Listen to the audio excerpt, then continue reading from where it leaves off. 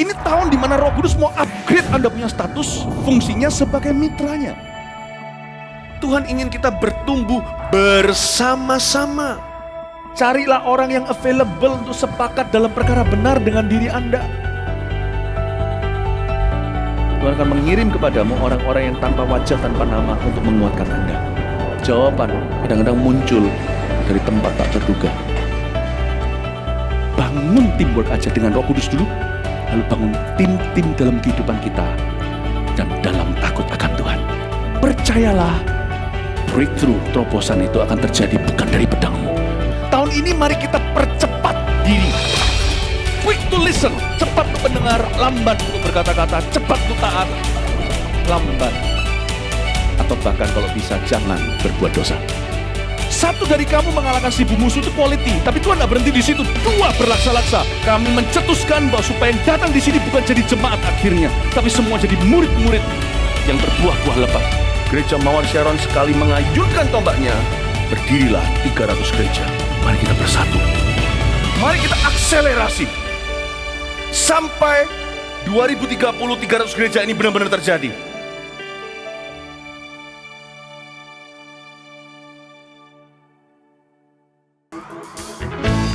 Mari kita datang memberi yang terbaik bagi Tuhan Allah kita. Sebab Dia layak terima pujian yang terbaik. Haleluya.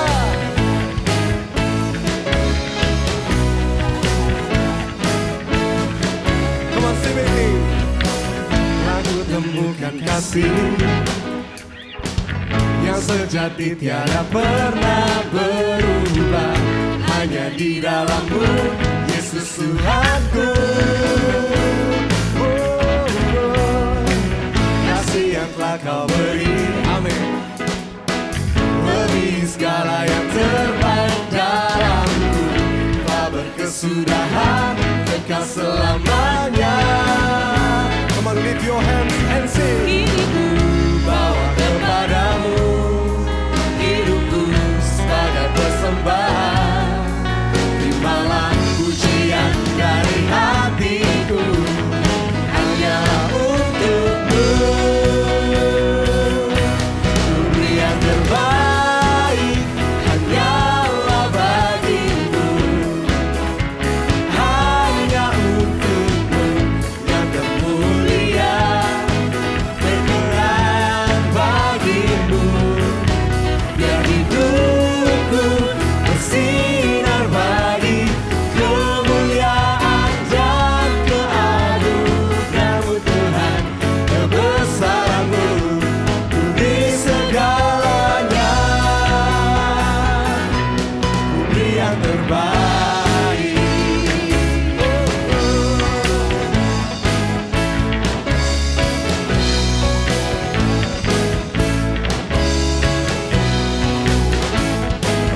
Mari sama-sama katakan kasih. Kasih yang telah Kau beri,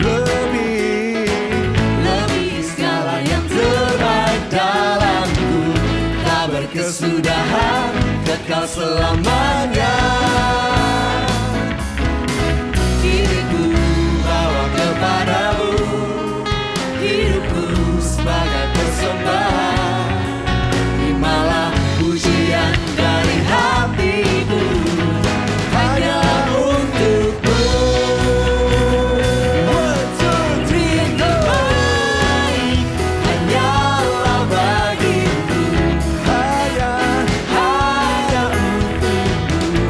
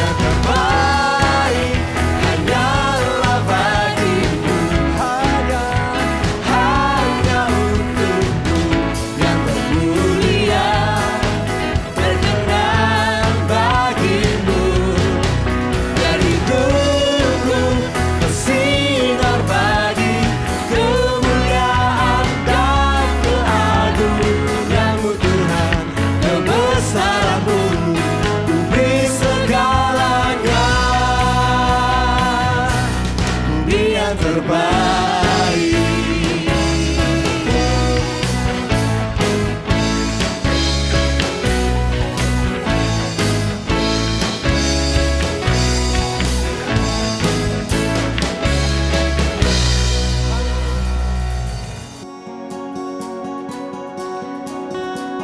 Let's keep praising His name.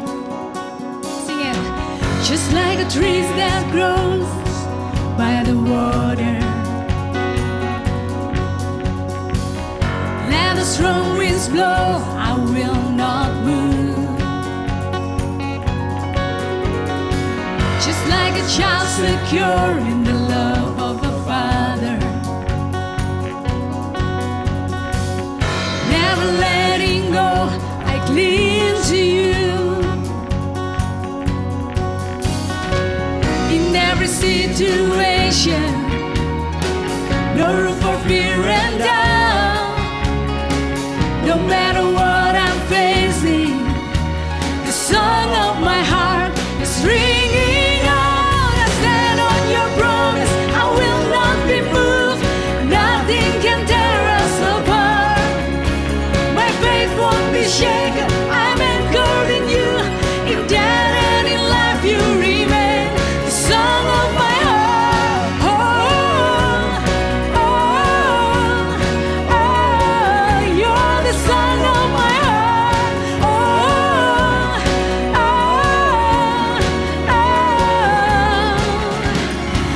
When all is said and done and the storm is over, you are tried and true, you never change. No, no, no. When I'm sinking sand, you're a strong foundation. Everything else will fade, but you remain. Oh, in every situation, no room for fear and doubt. No matter what I'm facing, the song of my heart is ringing out. I stand on your promise, I will not be moved. Nothing can tear us apart. My faith won't be shaken, I'm anchored in you. In death and in life you remain the song of my heart.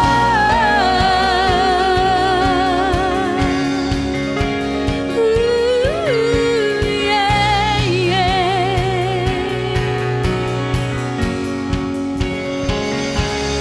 With every breath that I take, with every beat of my heart, God, I will sing to the world. Faithful you've been, faithful you are. With every breath that I take, with every beat of my heart, God, I will sing to the world. Faithful you've been, faithful you are. With every breath that I take, with every beat of my heart, God, I will sing to the world. Faithful you've been, faithful you are. With every breath that I take, with every beat of my heart, God, I will sing to the world. Faithful you've been, faithful you are. In every situation, no room for fear and doubt. No matter what I'm facing, the song of my heart is ringing out. I stand on your promise, I will not be moved.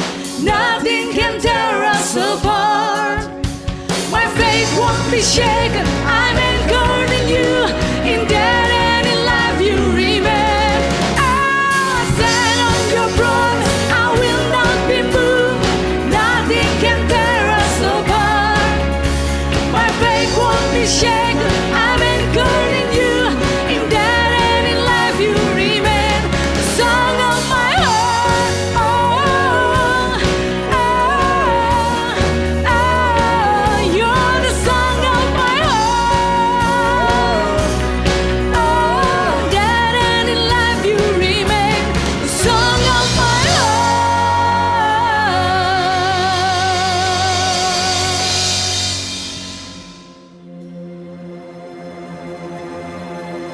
You'll always be the song of my heart, the God of my life, the one I adore and I worship, God. We love you.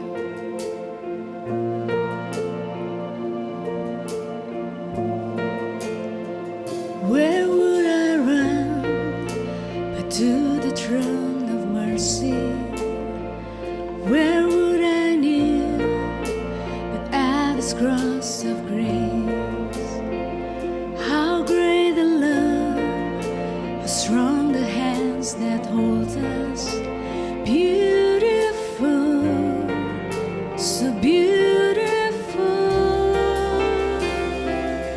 So here I bow to lift you high, Jesus, be glorified in all this.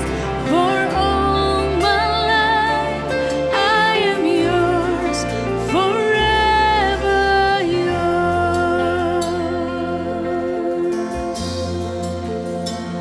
There is a King who bore the scars of healing. There is a Son who came in grace and truth. How great the love that carries us to kindness. Wonderful, you're wonderful. So here I bow to lift you high, Jesus, be glorified in all things. For all my life I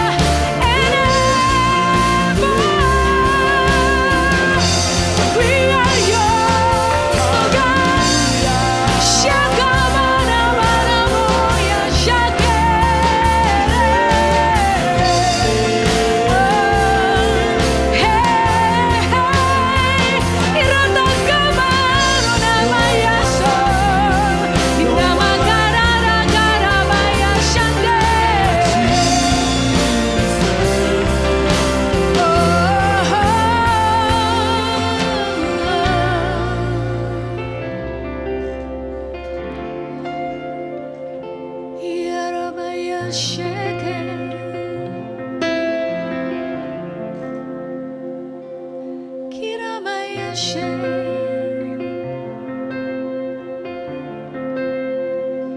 You are God, you are Lord, you are above all. Kiraramaya shinde.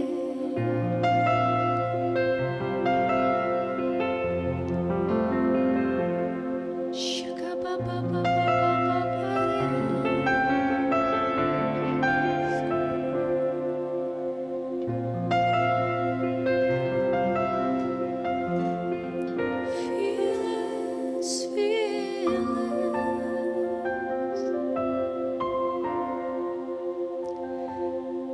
With your presence and your love flows like a river.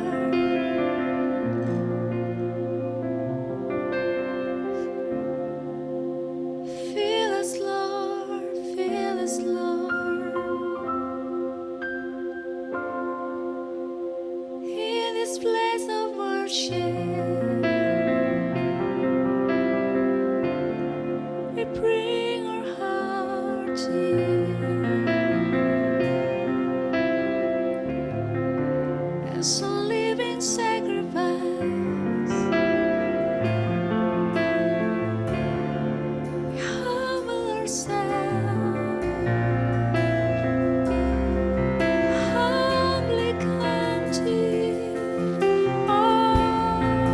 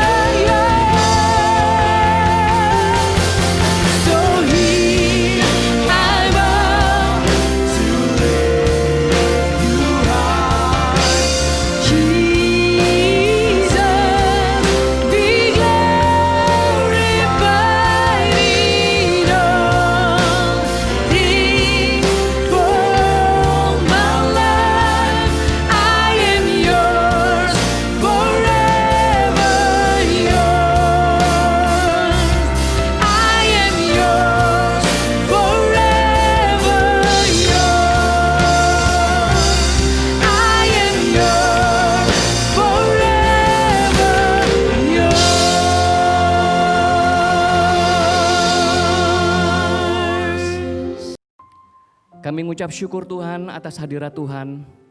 Engkau menjamah hati kami dan kami merasakan hadirat Allah. Kami merasakan kasih-Mu Tuhan turun atas hidup kami. Terima kasih Tuhan, terima kasih Yesus. Dan kami mengucap syukur hanya di dalam nama Tuhan Yesus Kristus. Haleluya. Amin. Shalom Bapak Ibu Saudara sekalian yang dikasihi Tuhan.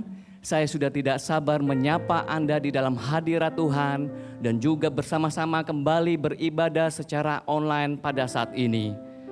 Dan Bapak Ibu Saudara, saya mengingatkan kembali bahwa CG tetap berjalan secara online.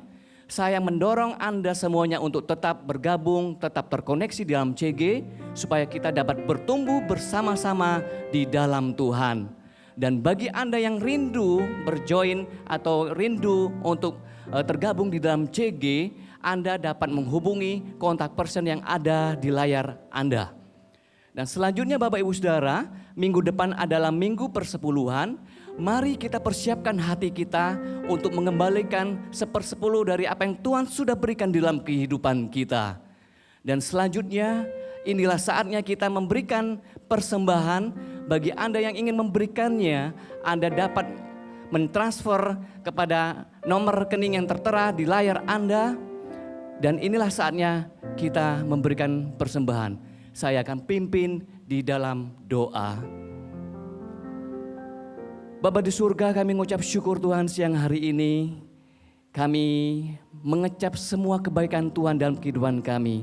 Kami dapat menikmati hadirat Tuhan, kami dapat memuji memuliakan nama Tuhan, dan juga kami saat ini memberikan persembahan yang terbaik daripada Tuhan. Kami ingin memberikannya dengan sukacita ya Tuhan. Sucikan kuduskan persembahan kami hanya di dalam nama Tuhan Yesus Kristus. Haleluya. Amin.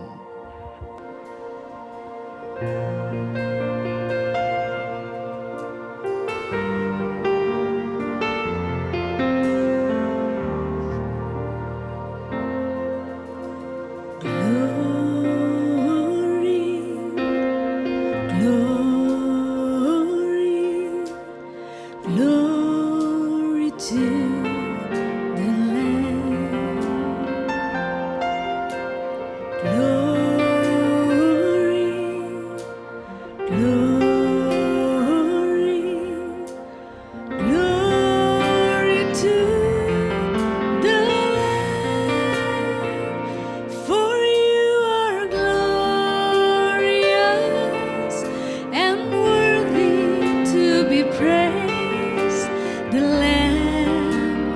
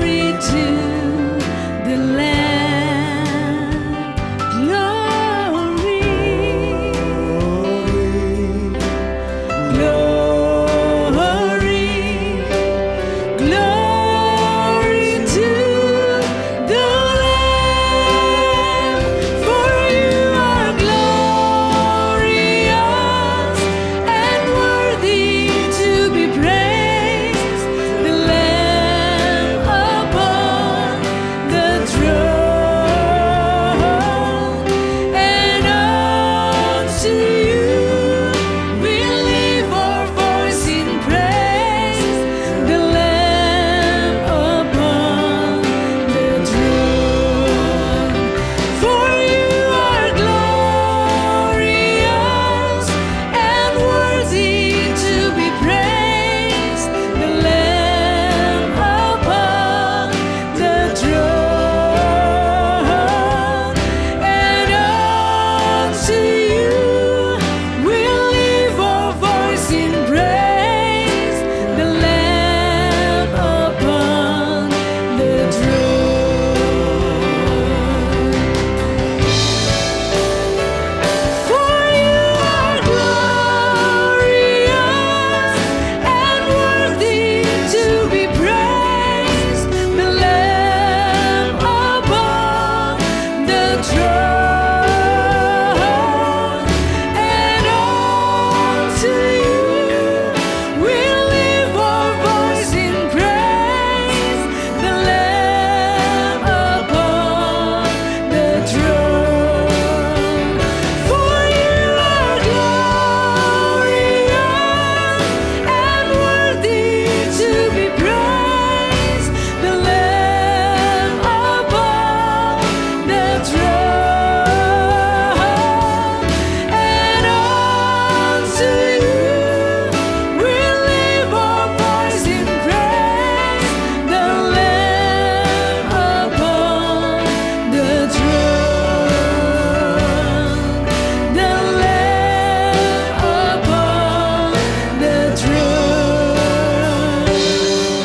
the Lamb upon the throne.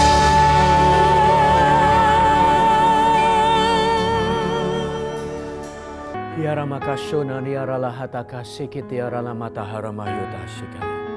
Rina kara matahashiana namara matakayuta haramara. Saya ajak seluruh jemaat Tuhan, dimanapun Anda berada, mari kita bangkit berdiri dan terus menyembah Dia beberapa saat ke depan ini. Rahataka shonana maratiana hadori lala. Hipukara mahashiana namaya raya rahasukona kayare yara yara laba. Hakataka shakutuku hamari alataka shirigara la diara la dagari arahani adugara laba. Aneki digara kiara rabara kiara rahara mahanya nukura mahalataka shikiti kare diara laba. Nukuri malatiana lamata hasyara rabalaka hanakayana nama-nama dia. Tuhan, inilah pujian, penyembahan yang keluar dari hati kami yang paling dalam. Memberikan persembahan, biarkan harum di hadapan-Mu. Karena semua kebaikan-Mu tidak dapat dihitung banyaknya, besarnya. Dan kami tidak sanggup dan tidak tahu bagaimana mengembalikan kebaikan itu. Kecuali memuji, menyembah-Mu, menaikkan ucapan syukur, menyukakan hati-Mu. Dan membawa seluruh hidup kami kembali ke hadirat dan ke tangan-Mu ya Tuhan. Inilah hidup kami, inilah keluarga kami. Tuhan, Kau sangat baik, kami mengasihi-Mu, kami mencintai-Mu. Rihana kusyana kaya rahata kosyukumahana kana matahararia. Ramatakasyana Tuhan, kami merindukan Engkau lebih dan lebih lagi. Biarkan Kau dapati hidup kami, makin minggu, makin bulan, makin tahun, makin mengasihi-Mu. Seperti hari ini, kami kembali ke dalam hadirat-Mu untuk mendengarkan apa yang menjadi isi hati-Mu. Berbicaralah ya Tuhan, berbicaralah. Firman-Mu lah yang menjadi pelita bagi setiap langkah kaki kami. Dan juga menjadi terang bagi jalan kami. Kami ingin puas dengan hidup ini untuk menyenangkan dan menyukakan hati Tuhan. Menggenapi seluruh rencana-Mu. Terima kasih ya Tuhan. Kami siapkan hati kami untuk kembali mendengar firman-Mu. Mendengar isi hati-Mu. Tuhan, Engkau mengurapi hamba-Mu dan Engkau mengurapi seluruh keluargaku, jemaat Tuhan dimanapun mereka berada dalam ibadah hari ini. Terima kasih ya Tuhan. Di dalam nama Yesus kami berdoa dan kami mengucap syukur. Haleluya. Amin. Tuhan baik, Tuhan ajaib, penyertaan-Nya, kasih setia-Nya tak pernah berkesudahan. Dan membawa kita kembali berjumpa di dalam hadirat-Nya yang indah dan manis ini. Dan kembali juga mendengarkan isi hatinya. Nah, Bapak Ibu Saudara sekalian, hari ini saya ingin kita belajar bersama-sama dari sebuah perjalanan kehidupan seorang yang sebenarnya tidak masuk hitungan, tidak diperhitungkan, tetapi bisa diubahkan, dipakai sama Tuhan sedemikian rupa. Kalau kita mempelajari kehidupannya, maka kita juga akan berkata ini sebuah perjalanan yang mustahil. Tetapi ternyata menjadi sebuah kehidupan yang indah di dalam tangan Tuhan. Dan saya ingin kita belajar prinsip-prinsipnya sehingga ini pun akan berlaku di dalam setiap atau seluruh kehidupan kita, setiap masing-masing kita. Di dalam tangan Tuhan menjadi sebuah hidup yang begitu indah dipakainya dan orang-orang akan melihatnya dan terkagum-kagum. Seperti hari ini kita melihat kehidupan rasul ini yang namanya Paulus yang sebelumnya Saulus. Dan kita berkata, wow, di akhir hidupnya kenapa bisa jadi begitu dahsyat dan hebat. Dan saya percaya demikian pula hidup setiap kita di dalam tangan Tuhan. Judul khotbah saya adalah keilahiannya yang nyata di hidup kita. Judul khotbah saya adalah keilahiannya yang nyata di dalam hidup kita. Mari kita pelajari kehidupan Saulus yang berubah menjadi Paulus, dari seorang yang super benci kepada pengikut Kristus, tapi bisa menjadi seorang rasul yang sangat mencintai Tuhan dan justru memberikan hidupnya membawa kasih Kristus jauh dari Yerusalem, dari orang-orang Yahudi kepada bangsa-bangsa lain. Mari kita buka bersama di dalam Kisah Para Rasul pasal yang ke-9, ayat yang pertama sampai dengan ayat yang ke-9 terlebih dahulu. Oke, buka bersama dengan saya, buka Alkitab Anda. Di dalam Kisah Para Rasul pasal yang ke-9, ayat yang pertama sampai dengan ayat yang ke-9. Oke, saya bacakan ya. Atau kita baca sama-sama deh. Orang-orang yang haus dan antusias akan firman, mari keluarkan suara terbaik Anda. 1, 2, 3. Sementara itu berkobar-kobar hati Saulus untuk mengancam dan membunuh murid-murid Tuhan. Ia menghadap imam besar dan meminta surat kuasa daripadanya untuk dibawa kepada majelis-majelis Yahudi di Damsyik, supaya jika ia menemukan laki-laki atau perempuan yang mengikuti jalan Tuhan, ia menangkap mereka dan membawa mereka ke Yerusalem. 3. Dalam perjalanannya ke Damsyik ketika ia sudah dekat kota itu, tiba-tiba cahaya memancar dari langit mengelilingi dia. Ia rebah ke tanah dan kedengaranlah olehnya suatu suara yang berkata kepadanya, Saulus, Saulus, mengapa engkau menganiaya aku? Jawab Saulus, siapa engkau Tuhan? Katanya, akulah Yesus yang kau aniaya itu. Tapi bangunlah dan pergilah ke dalam kota, di sana akan dikatakan kepadamu apa yang harus kau perbuat. Maka termangu-mangulah teman-temannya seperjalanan, karena mereka memang mendengar suara itu. Tapi tidak melihat seorang juga pun. Saulus bangun dan berdiri, lalu membuka matanya, tetapi ia tidak dapat melihat apa-apa. Mereka harus menuntun dia masuk ke Damsyik.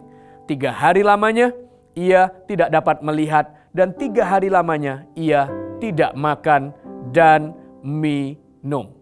Bapak Ibu Saudara sekalian, apa yang terjadi di dalam kehidupan Saulus sebelum berubah menjadi Paulus? Nanti kita akan baca di dalam Kisah Para Rasul pasal 22 yang ceritanya kurang lebih sama, tetapi itu adalah cerita yang keluar dari pengakuannya Paulus. Anda bisa baca semuanya, Anda akan lihat sejalan poin-poinnya. Oke? Tetapi kalau kita melihat kehidupannya Paulus, siapa Paulus? Paulus adalah bagi saya ketika baca ini, kehidupan seorang yang menggambarkan situasi yang sangat sempurna hari itu. Maksudnya sempurna itu bukan dia adalah orang sempurna, tetapi situasinya. Kenapa? Karena dia sedang bermaksud untuk pergi menangkap orang-orang Kristen pada zaman itu, pada zamannya, dengan sebuah kemarahan yang sangat besar, lalu mendapat sebuah restu dari imam besar, artinya sudah sah apa yang dia harus kerjakan. Dan dia ini bukanlah orang bodoh, tapi merupakan orang yang sangat brilian, pandai, cerdik, bahkan tentang hukum-hukum Allah. Dia juga paham. Karena itu tertulis di dalam Kisah Para Rasul pasal 22 ayat yang ketiga sampai dengan kelima. Saya bacakan untuk Anda semuanya. Ayat yang ketiga, Kisah Rasul 22. Aku adalah orang Yahudi, lahir di Tarsus di tanah Kilikia, tetapi dibesarkan di kota ini. Dididik dengan teliti di bawah pimpinan Gamaliel dalam hukum nenek moyang kita. Sehingga aku menjadi seorang yang giat bekerja bagi Allah sama seperti kamu semua pada waktu ini. Dan aku telah menganiaya pengikut-pengikut jalan Tuhan sampai mereka mati. Laki-laki dan perempuan kutangkap dan kuserahkan ke dalam penjara. Tentang hal itu baik imam besar maupun majelis tua-tua dapat memberi kesaksian. Dari mereka aku telah membawa surat-surat untuk saudara-saudara di Damsyik dan aku telah pergi ke sana untuk menangkap penganut-penganut jalan Tuhan yang terdapat juga di situ dan membawa mereka ke Yerusalem untuk dihukum. Saya berkata ini adalah gambaran kondisi atau planning yang sempurna. Karena terjadi di situ dikerjakan oleh seorang Saulus yang pandai, bukan orang bodoh. Lalu dikerjakan dengan menggebu-gebu karena Kisah Rasul berkata sementara itu berkobar-kobarlah hati Saulus untuk menangkap. Dan dia juga mendapat restu dari imam besar. Wah, ini kalau dilihat plannya sempurna. Sulit untuk digagalkan, sulit untuk dibelokkan. Karena kombinasi dari tiga itu, orang pandai, lalu hati membara, wah emosi betul-betul, benci banget, dan dapat restu atau kuasa dari imam besar. Sehingga dia pergi dengan kuasa. Tapi rekan-rekan sekalian, tahukah justru di dalam perjalanan itulah awal muasal hidup Saulus berubah menjadi Paulus, menjadi seorang yang awalnya benci, tidak layak sepertinya secara manusia untuk dipakai karena orang Kristen pun kita pun mungkin tidak mau dekat dengan orang begini karena dia menangkapi orang Kristen dan menganiaya. Tapi justru di dalam kasih Tuhan yang besar, hidup orang ini diubahkan. Saya kepengen belajar prinsipnya sehingga apapun keberadaan hidup kita bisa mengalami kepenuhan Kristus dalam kehidupan seperti yang Paulus miliki, Bapak Ibu Saudara sekalian, di mana hidup itu penuh dengan kemuliaannya, di mana hidup itu puas sekali, di mana hidup itu berjalan seperti apa yang Tuhan kehendaki di dalam hidup kita. Dan itu dimulai dari inilah keilahian Allah, keilahiannya yang dinyatakan dalam hidup perjalanan hidup kita. Yang pertama, tulis baik-baik adalah divine intervention atau intervensi ilahi. Rekan-rekan sekalian, Tuhan itu peduli dengan hidup umatnya. Dia bukan Allah yang mengontrol kita, menjadikan kita seperti robot dan menjalani hidup ini semuanya dengan program. Dia mengasihi kita sebagai pribadi, sebagai individu yang berharga. Oleh karena itu di dalam kehidupan kita juga punya kehendak bebas yang dihargai oleh Tuhan. Tidak dikontrolnya, tetapi dihargainya. Dan dari kehendak bebas itulah kita membuat keputusan demi keputusan demi keputusan. Nah, karena Tuhan mengasihi kita, Dia bukan Allah yang ingin mengontrol atau Allah yang sebaliknya ingin intervensi. Oke, aku memberikanmu kebebasan. Tetapi sebentar-sebentar Dia intervensi. Sebentar-sebentar Dia muncul, Dia belokkan, Dia atur, Dia tata kita. Lama-lama kita bukan jadi orang yang merdeka, tapi justru menjadi seorang yang terkungkung seperti robot begitu. Kalau begitu ya lebih baik dipasang program seperti robot. Tapi tidaklah demikian. Allah itu mengintervensi kehidupan seseorang bukan sebagai Allah yang mengontrol semuanya lalu kita menjalaninya dengan sangat kaku seperti robot. Dia mengasihi kita. Dia memberikan kehendak bebas untuk setiap kita menjalani hidup kita dan membuat keputusan terhadap hidup kita. Tetapi di dalam kasih-Nya pula lah Dia akan hadir di dalam hidup kita, dalam perjalanannya, sengaja menunjukkan kehendaknya Yang saya katakan di dalam poin yang pertama adalah divine intervention. Intervensi ilahi.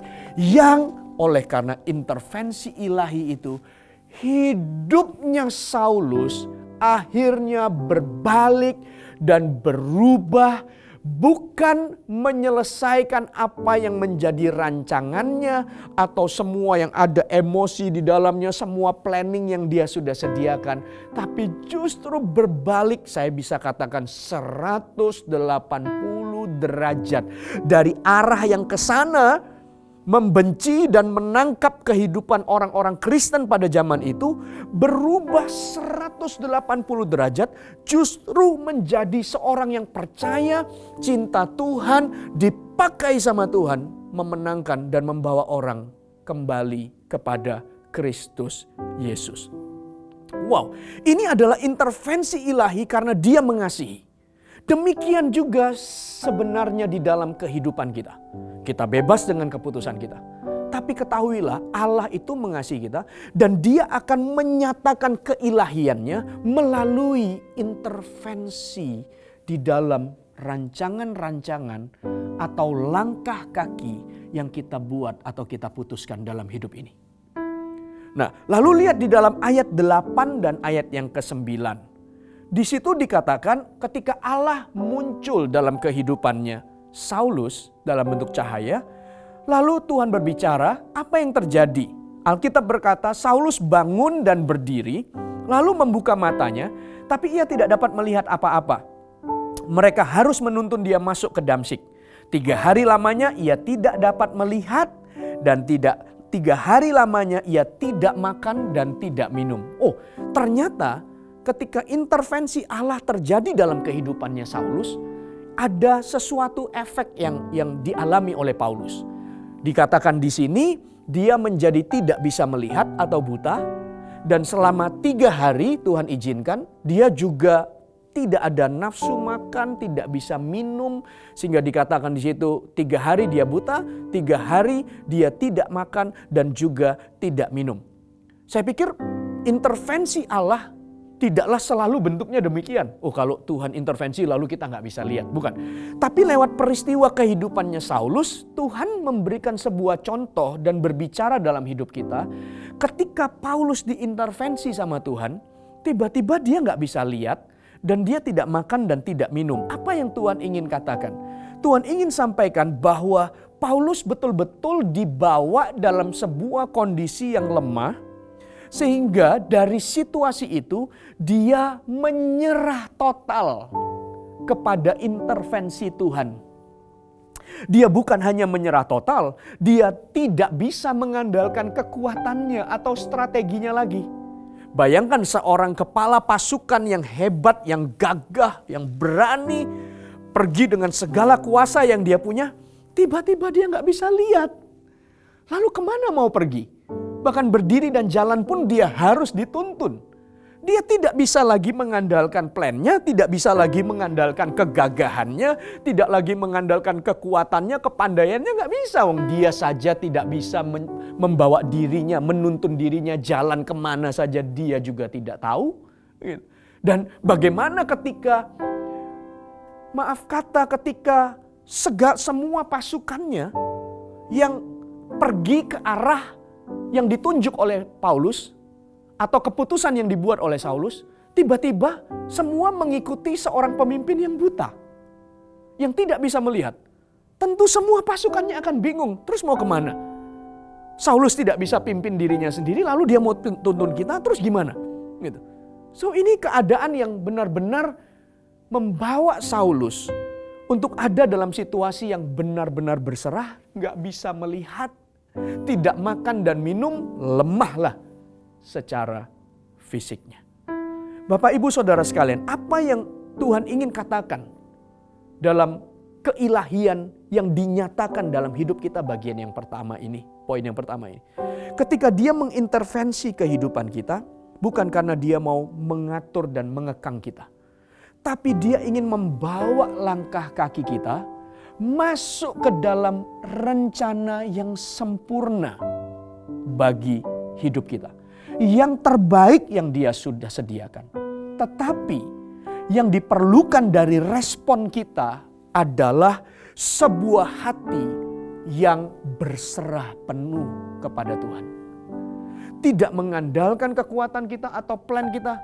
Karena ketika Tuhan intervensi, bisa aja intervensi itu membelok semua langkah kita. Seperti Saulus yang pergi dengan marah, pergi dengan emosi untuk menangkap orang Kristen. Ternyata Tuhan justru menyatakan kehendaknya dalam intervensi ilahi. Langkah pertama yang Tuhan nyatakan adalah Dia menyatakan dirinya di dalam perjalanan kehidupan kita. Yang diperlukan adalah hati yang berserah. Bapak Ibu Saudara sekalian, di dalam hidup dan perjalanan pengenalan saya akan Tuhan, saya mengalami banyak intervensi ilahi sifatnya. Di mana semua seolah-olah berubah dari apa yang saya rancangkan. Saya ingat sekali dalam proses pengenalan saya akan Tuhan. Satu kali saya berdoa, saya tuh bertobat, lalu saya menjadi pribadi yang sangat cinta Tuhan. Dan dalam cinta Tuhan itu saya sering ke gereja dan pelayanan, saya belajar musik. Lalu akhirnya bertumbuhlah kerinduan untuk memberikan hidup saya sepenuh waktu. Melayani Tuhan menjadi seorang pemain musik. Wah, mulia bukan? Mulia banget. Saya belajar semua alat musik autodidak. Saya buat keyboard dari triplek, lalu saya kasih hitam putihnya. Kemudian saya belajar C itu bagaimana, D minor itu bagaimana, F itu bagaimana. Dalam keterbatasan itu saya tetap belajar dengan triplek yang saya potong lalu saya gambar hitam putih.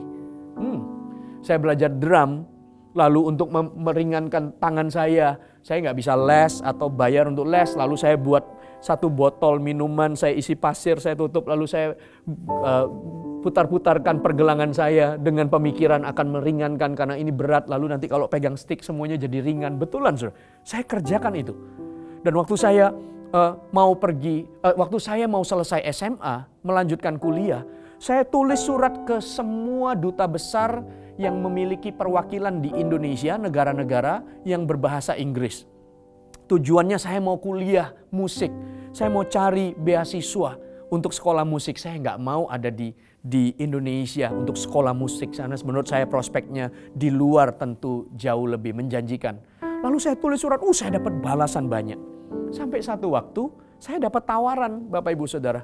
Ini seperti loh ya, ini seolah-olah loh ya, jawaban dari kerinduan hati saya. Kenapa? Karena saya ketemu dengan seorang pastor, lalu pastor itu berkata, Moro, mau nggak kamu pergi ke Los Angeles? Kita perlu pemain musik, kita perlu hamba Tuhan muda. Wow, saya ditawarin begitu. Lalu beliau berkata, nggak usah pusing soal tempat tinggal, kami sudah sediakan. Kamu perlu pikirkan visanya aja, kita urus. Ya, mau nggak? Saya berdoa untuk itu. Seolah-olah inilah jawaban dari kerinduan saya. Tapi tiba-tiba di tengah seolah-olah ini adalah jalan, Tuhan intervensi di dalam kehidupan saya. Tuhan pertemukan saya dengan Pastor Philip, lalu saya ceritakan apa yang menjadi rencana saya. Lalu Pastor Philip memberikan beberapa arahan. Yang akhirnya, Bapak Ibu Saudara, saya ketemu dengan pastor itu. Saya berkata, Pastor, saya rasa saya masih harus ada di Indonesia.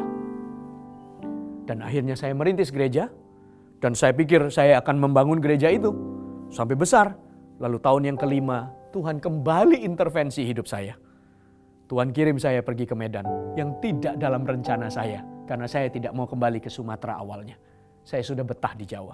Lalu dalam perjalanan pelayanan di Sumatera, ada intervensi ilahi yang membawa langkah kaki saya untuk ada dan berjumpa dengan Anda, keluarga saya di Singapura, bahkan di Southeast Asia, dan teman-teman hari ini dari beberapa negara yang bergabung di dalam ibadah online kita. Kok bisa begitu? Karena ada pernyataan ilahi, intervensi ilahi masuk di dalam hidup ini. Dan yang diperlukan seperti Paulus, berserah pada kehendaknya. Berserah kepada apa yang dia nyatakan. Berjalan kepada apa yang dia tunjukkan di dalam langkah kita. Bukan andalkan kekuatan kita. Seperti Saulus dibuat buta waktu itu. Dan lemah, tidak makan dan tidak minum. Tapi Tuhan bekerja selanjutnya. So yang pertama adalah divine intervention. Diperlukan hati yang berserah. Yang kedua, Anda lihat di dalam Kisah Rasul pasal 9 ayat 10 sampai 14.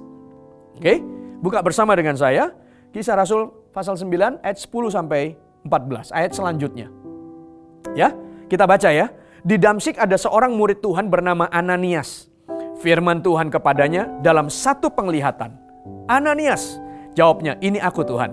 Firman Tuhan, mari pergilah ke jalan yang bernama Jalan Lurus. Dan carilah di rumah Yudas seorang dari Tarsus yang bernama Saulus. Ia berkata, ia sekarang berdoa. Dan dalam suatu penglihatan ia melihat, nih Saulus juga melihat, dapat penglihatan, bahwa seorang yang bernama Ananias masuk ke dalam dan menumpangkan tangannya ke atasnya, supaya ia dapat melihat lagi. Jadi ternyata Tuhan berbicara kepada Ananias, lalu Tuhan juga berbicara kepada Saulus lewat mimpi. Lalu jawab Ananias, Tuhan, dari banyak orang telah kudengar tentang orang itu.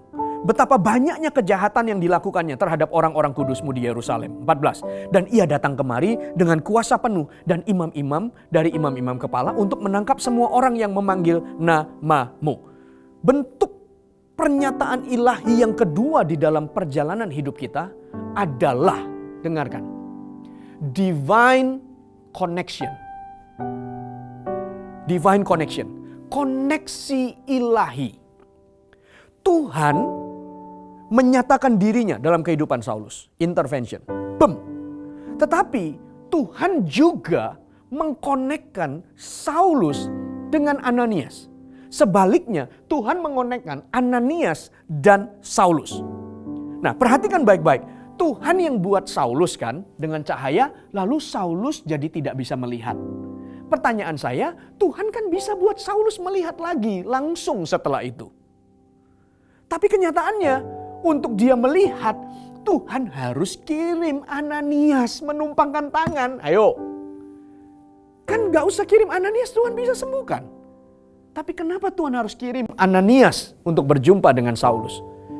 Teman-teman sekalian, waktu Tuhan berbicara kepada Saulus, Tuhan berkata, Saulus, Saulus, kenapa kamu menganiaya aku? Lalu Saulus berkata, siapa kamu Tuhan? Lalu aku Yesus yang kamu aniaya. Loh, Tuhan kan bisa bicara langsung kepada Saulus. Tetapi kenapa Tuhan berkata kepada Ananias, kamu jumpai dia dan doakan dia karena aku punya rencana atas hidupnya. Anda bisa temukan itu di dalam Kisah Rasul 22. Ketika Paulus berkata, menceritakan pengalamannya itu, dia berkata, aku mendapatkan panggilan Tuhan. Bahwa Tuhan akan memanggil aku untuk bangsa-bangsa bukan Yahudi. Dari mana? Dari pernyataan Ananias waktu mendoakan Saulus. Loh, kenapa bisa begitu? Teman-teman sekalian, keluargaku, rekan-rekan sekalian.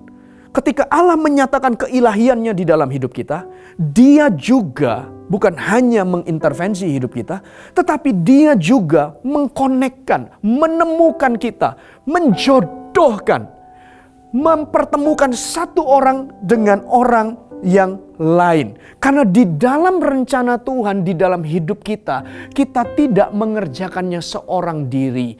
Pasti ada orang-orang lain yang dilibatkan untuk membangun hidup kita. Sebaliknya, ketika rencana Tuhan dikerjakan di dalam kehidupan seseorang, maka tidak dikerjakan oleh sendiri orang itu, tapi Tuhan akan membukakan jalan untuk ada orang-orang atau hidupmu memiliki peran di dalamnya. Sehingga kita tahu bahwa kita tidak hidup sendiri, bahwa Tuhan itu memberkati kita dengan orang-orang pula. Sehingga kenapa Tuhan pertemukan orang-orang itu? Saya tulis di sini, Bapak Ibu Saudara sekalian, ada 3 poin. Di mana kenapa kok Tuhan itu mempertemukan koneksi ilahi? Tuhan buatkan rencananya, keilahiannya ditunjukkan dengan koneksi yang Dia buat dengan orang tertentu. Sehingga ini kok bisa ketemu dengan ini? Kok bisa kenal sama ini? Kok bisa ketemu dengan ini? Lalu tiba-tiba orang-orang ini sama-sama membangun sebuah rencana Tuhan di dalam kehidupanmu maupun di dalam kehidupan yang orang lain. Rencana Tuhan digenapi dalam kehidupannya Saulus. Rencana Tuhan dikerjakan di dalam kehidupan Ananias. Sekalipun Ananias juga bingung, kenapa kok orang ini Tuhan suruh aku ke sana? Bukankah bahaya Ananias memberikan respon di ayat yang ke-13? Aku dengar dari banyak orang, dia ini kelakuannya buruk terhadap orang Kristen. Jadi kalau aku pergi ke sana, nanti dia tahu aku Kristen, dia bisa tangkap saya. Dia bisa berlaku jahat terhadap saya. Lalu waduh, gimana ini? Tapi justru Tuhan mengirim Ananias untuk ketemu dengan Saulus. Karena ada rencana Tuhan terhadap hidupnya Saulus yang harus dinyatakan dan diselesaikan melalui Ananias. Sebaliknya, ada rencana Tuhan di dalam pemakaian Tuhan terhadap Ananias untuk melihat Injil diberitakan, untuk melihat kasih Yesus disampaikan. Lalu Tuhan berkata, harus ada Paulus, harus ada Saulus di dalamnya. Kamu pergi ke sana, lalu ketemu. Bagi Saulus juga gak gampang loh, Bapak Ibu Saudara sekalian. Bukankah Alkitab jelaskan bahwa dia pergi dalam kondisi yang berkobar-kobar marah. Lalu waktu ketemu dengan Tuhan mungkin dia gak berdaya. Ini cahaya, adi kodrati, ini ajaib nih.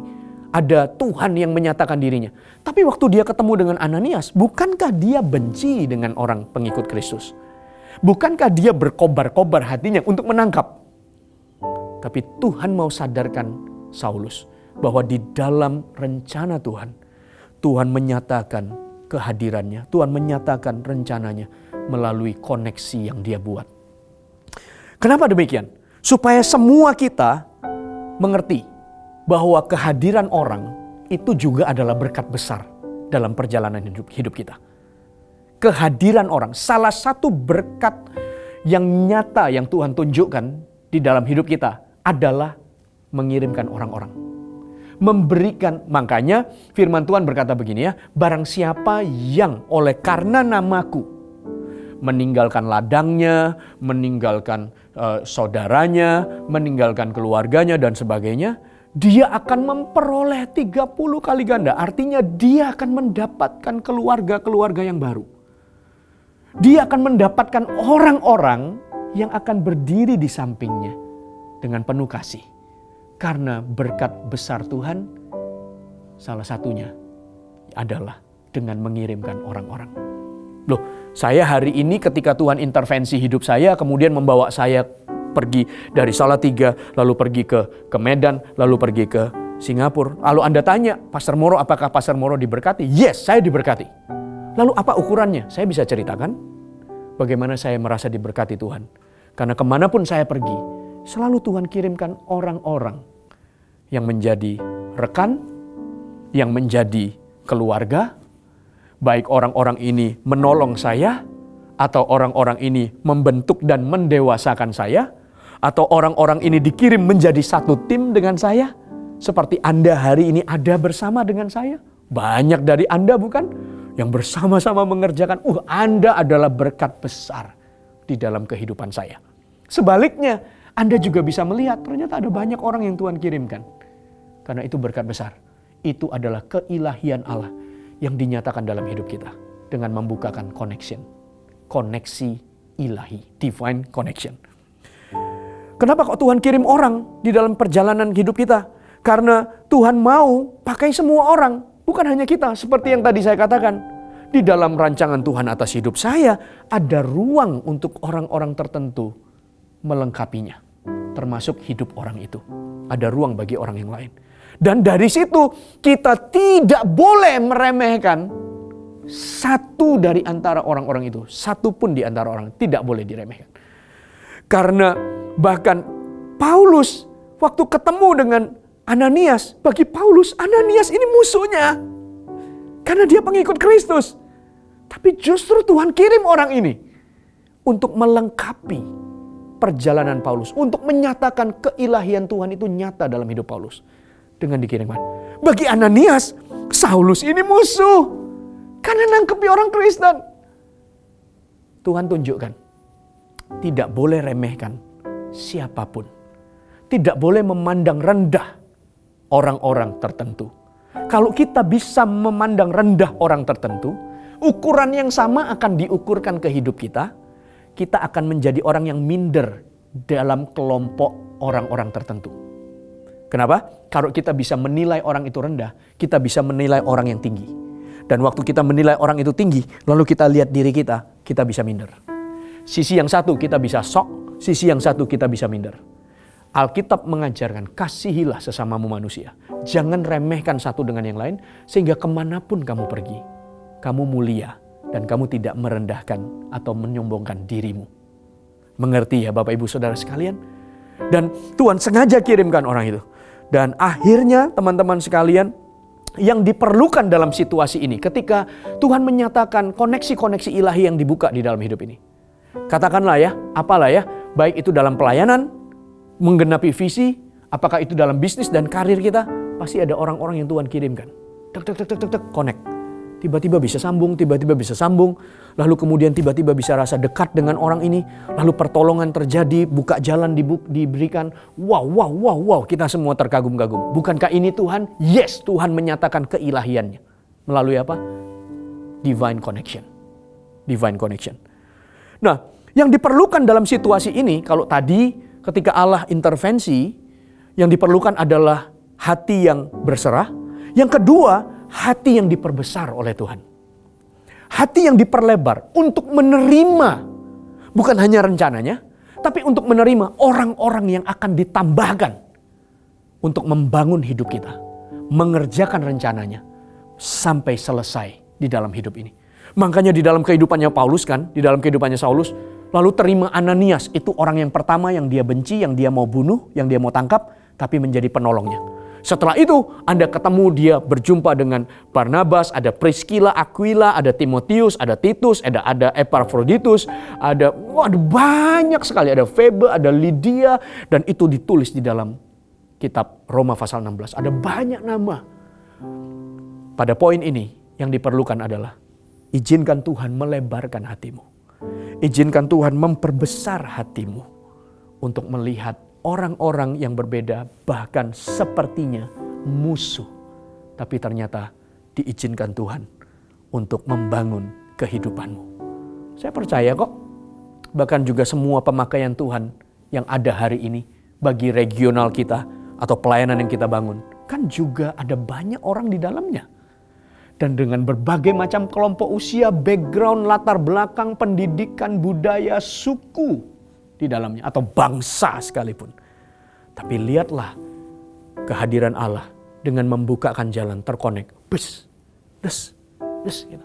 Kita bisa terkonek dengan Thailand, kita bisa terkonek dengan India, kita bisa terkonek dengan Hong Kong, kita bisa terkonek dengan Filipina, dari Batam kita bisa terkonek dengan Tanjung Pinang, kita bisa terkonek dengan Tanjung Batu, dan sebagainya. Terbuka koneksi. Dan itu adalah kehadiran Allah yang kita semua juga harus sadari. Dan berikan ruang untuk dia besarkan hati kita. Oke? Sehingga banyak orang di sini. Karena banyak berkat. Karena orang atau manusia itu adalah berkat. Dan mereka semua masuk di hati ini. Karena ini diperlebar oleh Tuhan. Dan yang ketiga adalah divine purpose. Tujuan ilahi yang baru. Kisah Para Rasul pasal yang 9 ayat 15 sampai dengan ayat yang ke-19. Oke?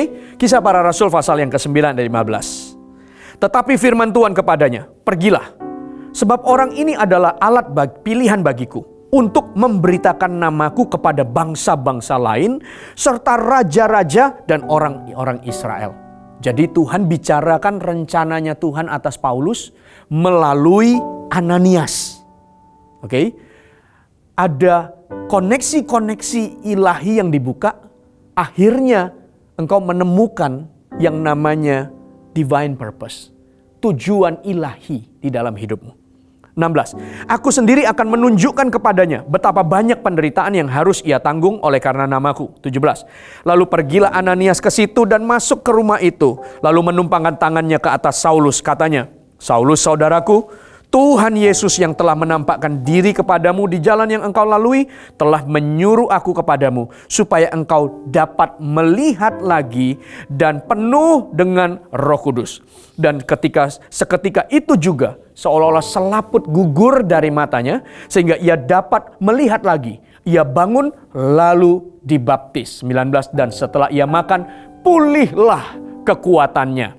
Tuhan kirim Ananias datang, mencelikkan matanya yang buta, lalu kekuatan pemulihan terjadi terhadap fisiknya, tetapi lebih dari itu, Tuhan menyatakan kehendak atau rencana ilahi di dalam hidup Saulus. Sehingga detik itu Saulus berubah, bukan hanya menjadi orang yang percaya kepada Kristus, menjadi orang Kristen yang dulunya dia benci, tetapi arah hidupnya berubah. Bapak Ibu Saudara sekalian, kalau Anda tanya apa pernyataan ilahi di dalam hidup kita, adalah yang ketiga, ketika dia menyatakan, dia tunjukkan kehendak atau tujuan ilahi di dalam hidup ini.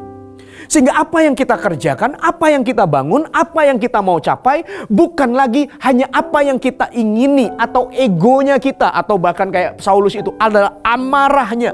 Yang Tuhan mau Saulus capai bukanlah plannya yang perfect dengan pemikirannya yang pandai, hati yang marah, restu dari imam besar. Bukan itu. Sekalipun itu dia buat, Tuhan bisa hadir, intervensi, Tuhan bisa konekkan dengan Ananias, tapi Tuhan juga bisa menyatakan kehendaknya yang baru bahwa Saulus, kamu diciptakan, kamu dipanggil bukan untuk itu. Tapi ada rencanaku yang lebih besar, yaitu untuk memakaimu, memberitakan Injil, menjadi alatku untuk memberitakan sampai kepada bangsa-bangsa yang jauh. Tuhan menyatakan kehendaknya, memberikan sebuah tujuan hidup yang baru, sebuah pencapaian yang bukan keinginan manusia belaka, tapi apa yang menjadi isi hati Tuhan. Bisa jadi seperti mungkin yang kau impikan, sudah ada impresi ke sana, lalu kau mencapainya. Tetapi Tuhan memberikan sesuatu yang lebih besar dari sekedar apa yang bisa Anda ingin capai. Saya percaya kok Anda juga punya kerinduan untuk melihat keluarga Anda. Anda juga punya tujuan mempersiapkan masa depan anak-anak Anda, anak-anak kita, anak-anak saya persiapkan. Saya percaya Anda juga punya kerinduan untuk sukses di bisnis, di karir, melihat masa depan. Nah, tapi semua manusia juga punya kerinduan yang sama seperti itu. Tapi waktu kita mengizinkan keilahian Tuhan nyata dalam hidup ini, maka Tuhan akan membawa sebuah maksud yang lebih tinggi, lebih mulia, dan lebih indah. Sehingga waktu kita membangun keluarga kita, bukan berdasarkan semata apa yang kita ingini, tapi apa yang menjadi kehendak Tuhan. Apa yang ingin dicapai bukan lagi apa hanya sekedar sukses yang kita mau raih. Tetapi di atas sukses itu adalah menyenangkan hati Tuhan. Dan kesuksesan yang kita raih pun adalah kesuksesan yang sesuai dengan kehendaknya. Yang susah payah tidak menambahinya, tapi berkat Allah lah yang menjadikanmu kaya. Paulus berubah,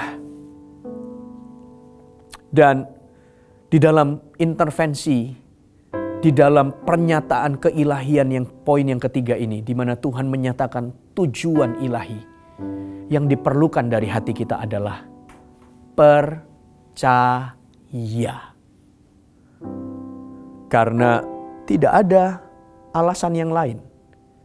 Karena ketika Tuhan menyatakan apa yang menjadi isi hatinya, bahkan bisa jadi tidak ada alasan untuk kita bisa percaya. Tapi Alkitab berkata, tetaplah percaya. Sekalipun gak masuk di akal kita.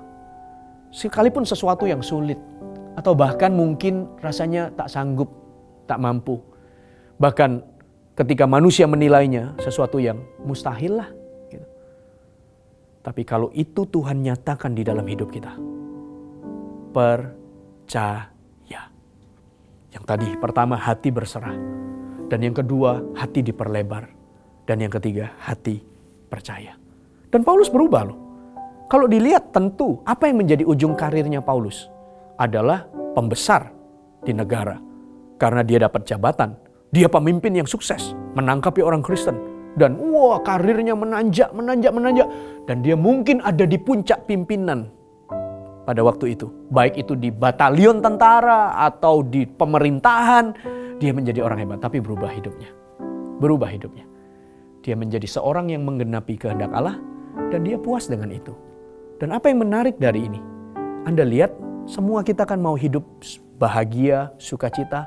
Tapi jangan lupa, kita semuanya menjadi orang-orang yang puas di dalam hidup ini. Kenapa puas? Karena kita menggapai apa yang Tuhan kehendaki. Baik di dalam karir, pelayanan, rumah tangga, hidup kita, bahkan anak cucu kita, semuanya menyelesaikan rencana Tuhan.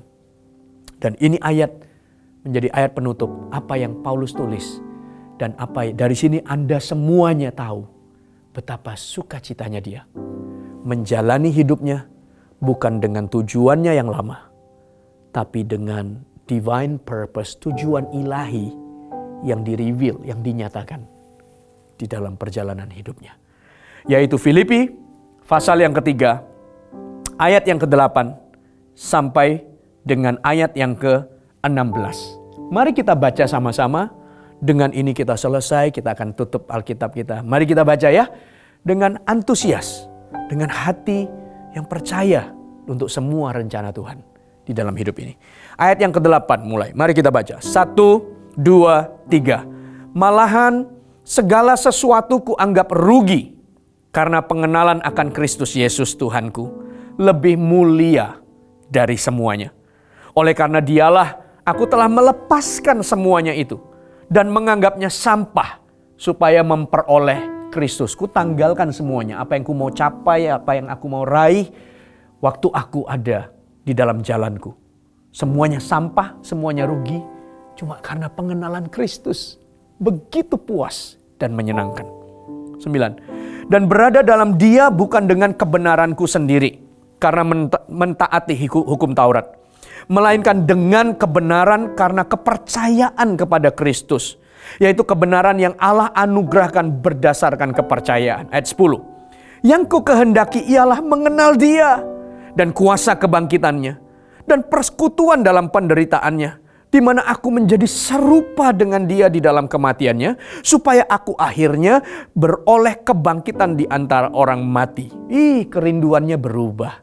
Bukan apa lagi yang dia ingin capai, tapi apa yang Tuhan ingin selesaikan dalam hidupnya. Ayat 12. Bukan seolah-olah aku telah memperoleh hal itu atau telah sempurna, melainkan aku mengejarnya. Kalau aku dapat juga menangkapnya, karena aku pun telah ditangkap oleh Kristus Yesus. Saudara-saudara, aku sendiri tidak menganggap bahwa aku telah menangkapnya. Tetapi ini yang kulakukan. Aku melupakan apa yang telah di belakangku dan mengarahkan diri pada apa yang ada di hadapanku. Apa itu? Dan berlari-lari kepada tujuan untuk memperoleh hadiah, yaitu panggilan sorgawi dari Allah dalam Kristus Yesus. Aku pengen selesaikan panggilan itu. Aku pengen raih dan selesaikan panggilan itu. Tujuan yang Tuhan beri. Dari hari di mana aku bertobat. Dari hari di mana aku ketemu dengan Tuhan. Dari hari di mana Ananias menyampaikannya kepadaku. Bahwa kamu inilah tujuanmu yang baru. Inilah tujuan sorgawi. Inilah keilahian Allah yang dinyatakan dalam hidupmu. Dengan tujuan baru. Dan dia berkata, aku berlari-lari. Aku berlari-lari meninggalkan apa yang ada di belakang. Seolah-olah semua yang di belakang kayaknya indah ya. Wah, pejabat hebat, dia dielu-elukan orang, ditakuti. Begitu dia ngomong, orang pasti akan itu apa yang dia gak suka. Dia bisa hajar, dia bisa habiskan, dia bisa selesaikan semuanya. Lalu dia berkata, aku tinggalkanlah semua. Bagiku, aku mau menyelesaikan panggilan itu. Ayat 15. Karena itu marilah kita yang sempurna berpikir demikian. Dan jikalau lain pikiranmu tentang salah satu hal itu akan dinyatakan Allah juga kepadamu. Dia akan singkapkan kepadamu. Tetapi baiklah tingkat pengertian yang telah kita capai, kita lanjutkan menurut jalan yang telah kita tempuh. Apa yang kita bangun, apa yang kita yakini, apa yang kita terima, teruskanlah itu. Kata Paulus, sebuah kehidupan dari yang begitu bertolak belakang. Dari seorang yang bagi mata banyak orang hina kelakuannya, jahat di mata manusia. Tapi menjadi seorang hero, pahlawan iman, menjadi seorang rasul hamba Tuhan yang besar. Dipakai dengan begitu indah. Dimulai dari yang pertama, intervensi ilahi di dalam hidup ini. Yang kedua, dengan divine connection Tuhan bukakan. Dan yang ketiga, Tuhan menyatakan apa yang menjadi rencananya atau panggilan hidup kita. Bapak Ibu Saudara sekalian, tutup Alkitab Anda dan mari kita bangkit berdiri bersama-sama. Firman Tuhan sudah selesai. Oh, boleh berikan tepuk tangan buat firman Tuhan dimanapun Anda berada. Kasih tepuk tangan yang meriah. Haleluya. Puji Tuhan. Mari kita bangkit berdiri dan kita menyembah dan berdoa bersama. Uramahsyakara mataharariyaralabata. Syikirina mataku rimalahata syakutamakariya ralamahata kasyararararaba. Rehanaku yenikana hanana marakaya rarabarabara kasyararabalahata hasikara. Unana kaya nahasunikara matakaya nanama. Haranaka sikite kararabarabara kasyakarararabarabara hataka. Tuhan, bukankah setiap hidup kami, rumah tangga kami, pekerjaan, karir, bisnis, pelayanan kami, bukankah anak-anak kami yang hari ini Tuhan percayakan semuanya juga ada di dalam isi hatimu? Bukankah semua juga kau cintai dan kau kasihi? Oleh karena itu ya Tuhan, aku berdoa untuk semua rekan-rekan kami semua yang mendengar firman-Mu. Yang pertama, kami buka hati kami, memberikan ruang, ada izin, ada ruang yang kami buka untuk Tuhan intervensi, untuk Tuhan menyatakan dirimu dengan menginterupsi atau mengintervensi semua rancangan-rancangan yang kami kerjakan, semua langkah yang kami ingin ambil, semua jalan yang kami ingin tempuh, baik itu ke kanan atau ke kiri keputusan yang kami buat. Tuhan, Engkau punya ruang ya Allah, Engkau mengasihi kami, dan biarkanlah rencanamu yang jadi di dalam kasih-Mu. Interupsilah, intervensilah ya Tuhan. Himakariana baik kepada rekan-rekan yang akan membuat keputusan tentang masa depannya, baik itu soal studinya atau sekolah anak-anak kami, atau mungkin deal bisnis yang kami akan kerjakan, atau arah yang akan kami putuskan, kemana pekerjaan, kemana karir kami akan kami bawa dan kami bangun. Tuhan, kami bertanggung jawab atas hidup ini, kami akan buat rancangannya. Tetapi di atas itu semuanya ada ruang yang besar ya Tuhan bagi hidup kami, untuk Engkau bisa intervensi, untuk Engkau muncul di pertengahan jalannya. Ketika kami sedang membangunnya, Engkau melihat bahwa langkah kaki kami mungkin tidak tepat atau berbahaya atau keliru atau beresiko. Tuhan, masuklah ya Tuhan, interupsilah ya Tuhan, hadirlah ya Tuhan. Kami buka lebar-lebar hati kami untuk berserah kepadamu, untuk berserah kepadamu. Rana hasyoka mariana matahari dadiaralaba, sehingga Engkau dengan mudah pula membawa kaki kami kembali berjalan dalam kehendak-Mu. Bukan kekuatan kami, bukan pengalaman kami, bukan rancangan kami yang kami andalkan. Biarkan di hadapan-Mu kami seperti buta dan tidak lagi kuat dengan kekuatan, karena bukan kekuatan kami yang kami andalkan. Tuhan, silakan, hati kami siap ya Tuhan. Yang kedua, aku berdoa untuk setiap tangan-tangan yang terangkat. Aku percaya ada rencana Tuhan yang digenapi di dalam hidup kami. Bukan karena kami usahakan sendiri, tetapi ada ruang untuk orang-orang lain yang Tuhan sudah sediakan. Karena Tuhan membuat koneksi ilahi. Tuhan pertemukan, Tuhan bukakan.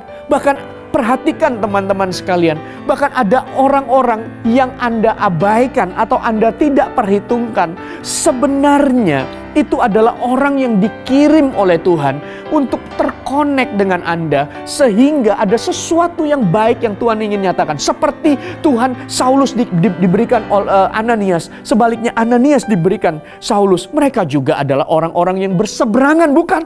Tetapi di dalam kasih dan rancangan Tuhan, Tuhan mempertemukan, Tuhan membukakan jalan. Jangan remehkan, jangan rendahkan, hargai semua orang. Karena di dalam orang-orang yang Tuhan kirim itu berkat bagi hidup Anda. Dan rencana Tuhan digenapi melalui mereka di dalam hidupmu, ataupun di dalam hidup mereka melalui hidup Anda sekalian. Murana hata kasyonono marah hati anana marah. Himakani anana marah marah. Besarkan setiap hati kami ya Tuhan. Perlebar hati kami untuk mengasihi, untuk menerima, untuk menghargai. Rehanana kosi merekala diarah hanukuna malakara diarah. Homakaseke bekara diarah kaya rara batakara rabara diarah hanakaya nana niura lama harakare. Hirakato haseka makana nana mana mana mana karama. Unakana mana. Untuk beberapa Anda rehana itu demalama ya Tuhan. Dengarkan baik-baik. Firman ini akan diteguhkan di dalam hidupmu, akan nyata. Bahkan dengarkan, Anda, karir Anda, pekerjaan Anda atau bisnis Anda justru akan dipromosikan oleh Tuhan, bukan karena orang itu menilai kinerjamu. Tentu kinerjamu harus baik atau apa yang kau kerjakan bertanggung jawab. Tapi justru ada orang yang kenal dengan Anda dan orang ini dipakai sama Tuhan untuk mengkonekkan Anda dengan promosi yang disediakan Tuhan bagi hidupmu. Dan waktu engkau melihat itu, engkau menyadari, kok bisa ya? Kok bisa ketemu dengan orang ini? Ternyata bukan karena orang itu melihat dan mengenal pekerjaanmu, tapi ada koneksi-koneksi yang dibukakan oleh Tuhan melalui orang-orang tertentu. Kita tidak mengandalkan manusia. Kita mengandalkan Tuhan. Tapi Tuhan bisa hadir dalam kedaulatannya, menyatakan dirinya, mengangkat kita, memberkati kita, melihat mimpi kita jadi kenyataan dengan mengirimkan Ananias. Sekalipun Tuhan bisa langsung menyembuhkan Paulus dan berbicara pada Paulus, tapi tetap ada Ananias ditaruhkan. Haranaku shikamana kadiana lama hati arala haradia. Uramaka shikibekara diarala baharaka syamara malana karana mararea. Urakatiana namana marakaya rala mataharaya rala bataka syukura batakarara. Hitakaya rana mana. Dan yang ketiga, percayalah, bawalah hatimu untuk percaya kepada tujuan ilahi yang Tuhan nyatakan di dalam hidupmu. Selesaikanlah semuanya, nikmatilah, puaslah, bahagialah, bersukacitalah. Seperti Paulus menyelesaikan hidupnya, mengejar apa yang menjadi panggilan sorgawi di dalam kehidupannya. Bisa berubah, bisa berbalik 180 derajat dari apa yang kamu plankan. Percayalah. Bisa jadi apa yang seperti kamu rancangkan, tapi ada yang jauh lebih besar dan indah. Karena Tuhan sempurna dan merancangkan yang terbaik bagi anak-anaknya. Terima kasih ya Tuhan. Terima kasih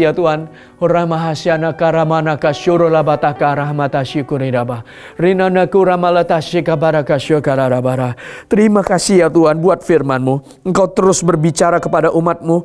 Firman hamba-Mu sudah selesai menyampaikan, tapi Roh Kudus terus akan beracara kepada umat-Mu. Bahkan setiap pribadi lepas pribadi secara spesifik. Terima kasih ya Tuhan.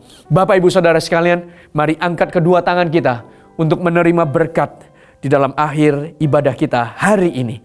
Terimalah semua berkat yang baik yang disediakan oleh Allah, yang disediakan oleh sorga hari ini, besok, seminggu, sebulan, bahkan terus dalam panggilan Tuhan yang mulia. Terimalah damai sejahtera daripada Allah Bapa, kasih di dalam nama Yesus, dan persekutuan dengan Allah Roh Kudus menyertai kita hari ini sampai Tuhan datang kedua kali. Tuhan memberkati, Tuhan menyertaimu, Tuhan membawamu naik tinggi untuk menggenapi seluruh kehendak-Nya. Dan semua berkat bukan hanya bagi hidup kita, tapi akan terus mengalir sampai kepada anak cucu kita. Anak cucu orang benar, anak cucu kita tidak akan meminta-minta, karena berkat ini sampai pula pada mereka. Terima kasih ya Tuhan, kami terima semua berkat ini. Hanya di dalam nama Yesus kami berdoa.